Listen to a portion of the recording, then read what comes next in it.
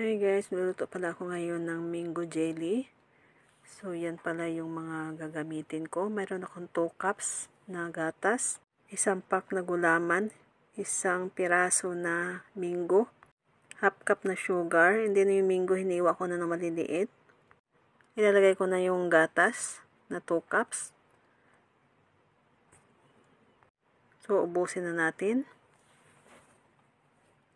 And then isusunod na natin yung gulaman. Yung walang kulay yan, na white lang yan siya. And then haluin muna natin pagkatapos niyan. So pagkatapos pala na hinalo natin yan siya, ililipat na natin siya doon sa may kalan. Then yan, nilagay ko na siya dyan. And then isusunod na natin yung sugar na half cup. And then haluin muna natin siya bago natin buksan yung kalan.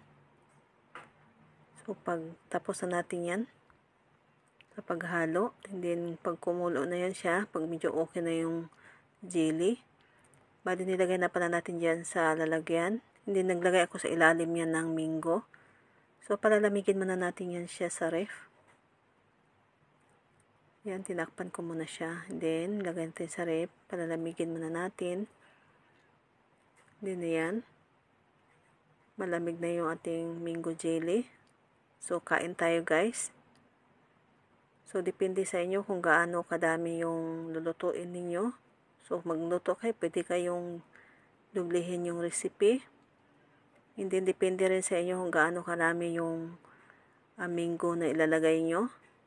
Pero sa tamis, medyo okay na sa akin ng half cup na sugar. So pag gusto nyong creamy yung inyuhang mango jelly, pwede kayo maglagay ng all-purpose cream.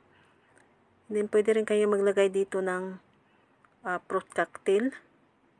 Kung wala kayong mango, fruit cocktail ang yung gamitin.